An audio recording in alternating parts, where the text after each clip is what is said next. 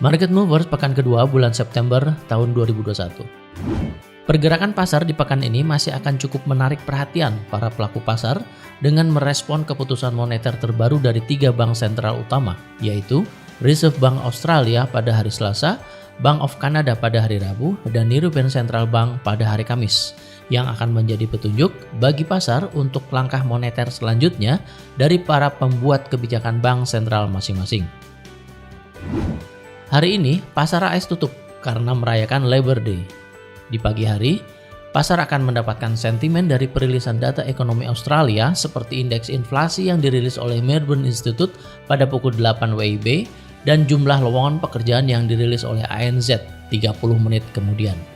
Data ini penting untuk diperhatikan bagi trader AUD USD di tengah kekhawatiran pasar terhadap penyebaran virus COVID-19 di Australia. Bila data dirilis lebih buruk dari estimasi, berpotensi memicu pelemahan AUD USD. Selanjutnya, khususnya untuk trader Euro USD akan menantikan perilisan data pesanan pabrik Jerman yang dirilis pukul 13 WIB, serta sentimen keyakinan investor zona Euro yang dirilis pukul 15.30 WIB. Bila kedua data tersebut dirilis dengan hasil yang lebih rendah dari estimasi, berpotensi memicu penurunan Euro USD. Selain itu, pasar juga akan mendapatkan perilisan data indeks konstruksi Inggris yang akan menjadi penggerak GBP USD yang dijadwalkan pukul 15.30 WIB. Jika data tersebut dirilis dengan hasil yang lebih rendah dari estimasi, berpeluang memicu penurunan GBP USD.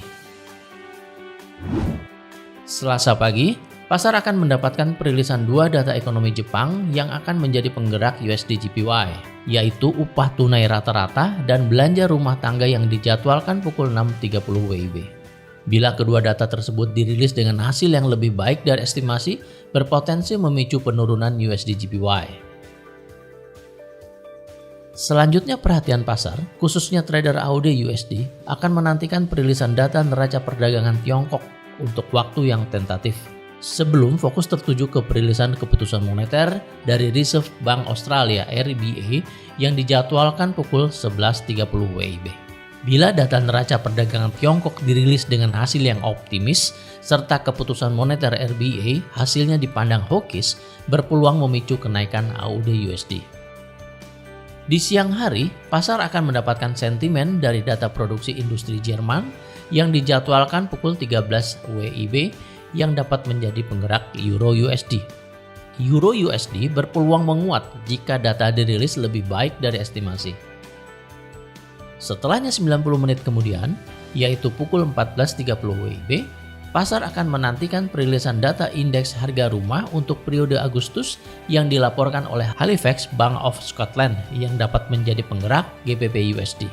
Bila data dirilis dengan hasil yang lebih rendah dari estimasi, berpotensi memicu penurunan GBP USD.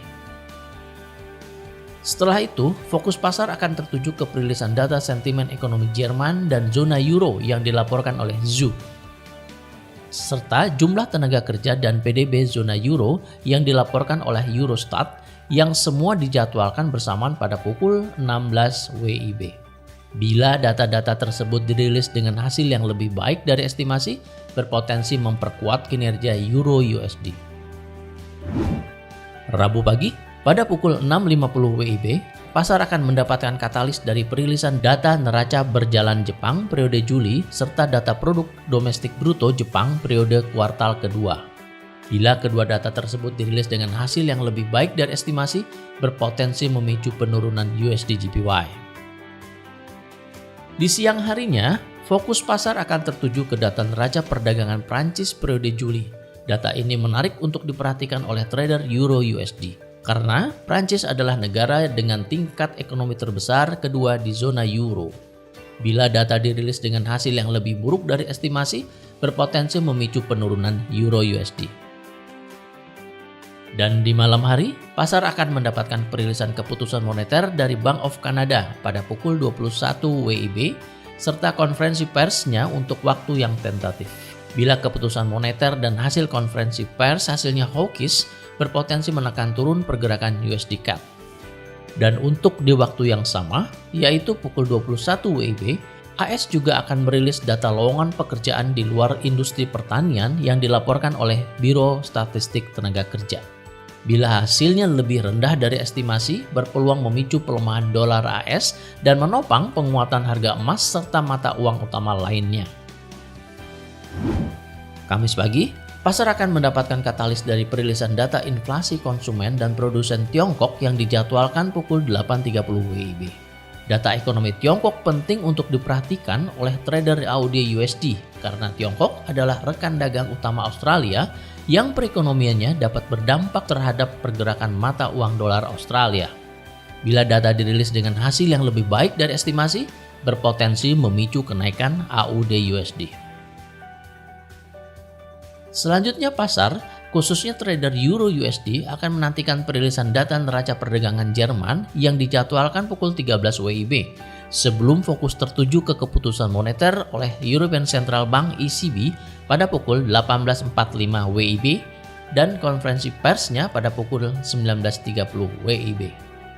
Bila data neraca perdagangan Jerman dirilis dengan hasil yang lebih tinggi dari estimasi, serta keputusan moneter dan konferensi pers ECB hasilnya dipandang optimis, maka berpeluang memicu kenaikan Euro USD.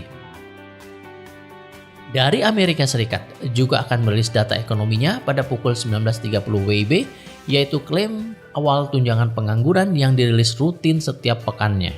Jika datanya dirilis dengan hasil yang lebih buruk dari estimasi, berpeluang memicu pelemahan dolar AS dan menopang penguatan emas dan mata uang utama lainnya.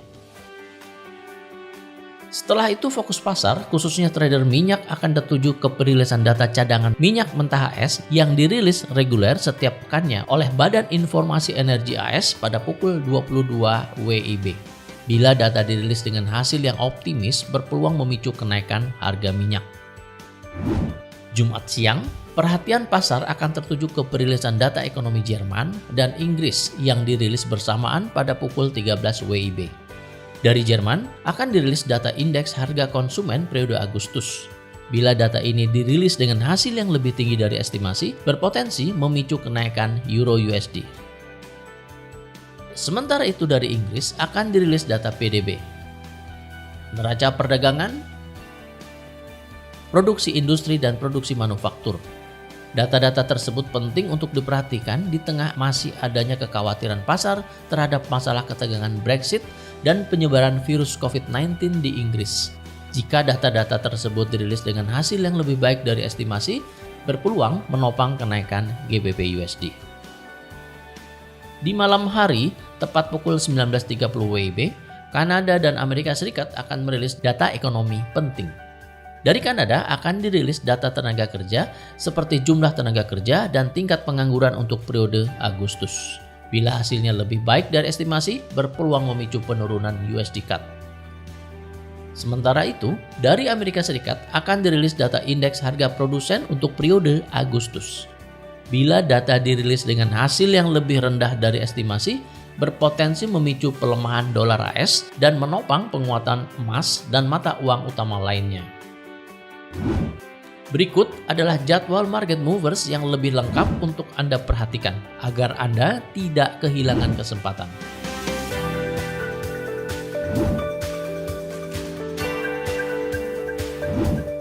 Manfaatkan peluang tradingnya. Untuk informasi lebih lanjut, hubungi kontak person Anda di MIFX. Terima kasih, sukses untuk trading Anda.